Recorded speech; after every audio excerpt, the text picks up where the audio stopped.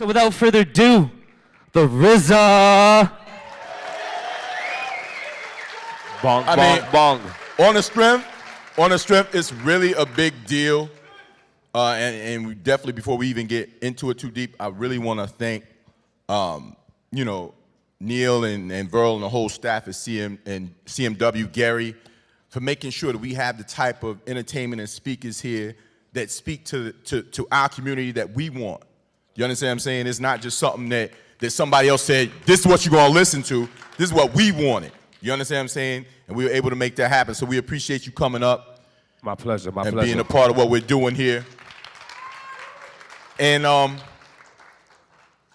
we gonna do our thing, right? We gonna cause we got a little history. We got a little history. Guaranteed. So, why don't we start at the beginning, talk about, what made you get in the game and where you started with Tommy Boy and everything. Just give them a little bit of that history and we're gonna get into some other stuff. Well, as far as me getting into the game of hip hop, I fell in love with hip hop in like 1977 or something. 8 years old. I just came back from down south, for like 3 years, living a country life. And I'm in Staten Island, New York, and my cousin, the GZA, comes and brings me outside to a block party. And when I get to the block party, the DJ throws on a couple of break beats. You know what I mean? He started rapping like, a dip, dip, dive, so socialize, clean out your ears and you open your eyes. Anyway, I remember, but I definitely remember coming to Texas for the first time and getting a chance to do that song, and we kind of connected back. Yeah, but the crazy part was, right, the dude comes down for a show and he does one song. We did that song for 7 minutes. We did Oh We Love You, Rakim. We brought all kinds of girls up on the stage and just like laid it out. And after the show, we're sitting back, right? And you're talking about like all this stuff. Yeah, I'm trying to get Tommy Boy, don't hear it. I got some ideas. And we exchanged numbers or whatever. And about a year and a half later, I'm getting ready for my radio show.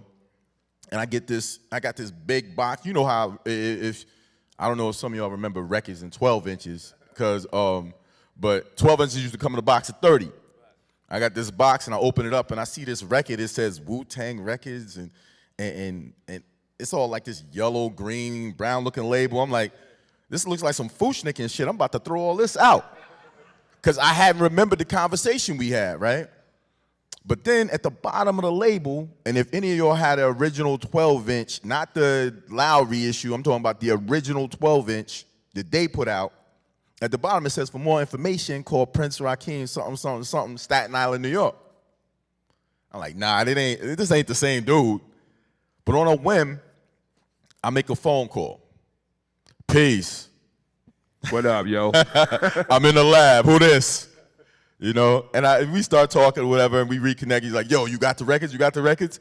Yo, before I even had listened to the record, I had already agreed, like, yo, what I wanted to help out with, the whole nine. And this is on some real, like, kind of family shit in the sense that I didn't go, all right, well, before I help you, dog, I need $1,000. I need you to send me on a trip. I need you to get me some new Timberlands, boom, boom, boom, whatever. It was just like, okay, I'm gonna look out. I haven't even heard it. He's like, yo, we're trying to spread the word, let people know. And I said, well, maybe, I know somebody who writes for this trade, and I think it's a good way for the other industry people to get to know you right off. Let me call my man, Kelly Wu from the Gavin Report. He was the rap editor at Gavin. We called Kelly, we were on the phone for a little bit. And next thing you know, we set up the whole promotions thing with the street team stuff. We got my man Jason was doing it in Detroit and Chicago, Jason Staten. Yep. And Kelly and them were gonna do it on the West Coast. I was doing it in the Southwest and Southeast. And you know what else too? Is like back then, in order to get your name on a playlist in the Gavin, it has to be at least 2 DJs playing it. Right. So Will was one DJ that was playing it, but there was no other DJ that was playing it.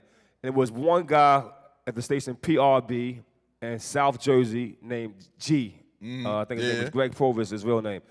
And G was also spinning the record. He fell in love with it, you know what I mean? And when G was playing it and you was playing it, that was the 2 DJs. And that's when they got it charted. Yeah, and it got charted, yo. And I was real ecstatic about that, though, you know what I mean? I was one thing, like Will pointed out, it wasn't about me giving him no money or nothing. It was more like out of respect of men, first of all, and respect for hip-hop. And I think that's something that nowadays you're not going to find that. Yeah. I mean, it's a slim chance in our industry that you're going to get somebody to support you based on you. You know what I mean? It's easy to support somebody based on money, based on favors. You know what I mean? But to support somebody based on, yo, this dude's cool, man, straight shooter, man. That's respect, and I want to thank you right now for that. On the real. No, that's where it came from. You know,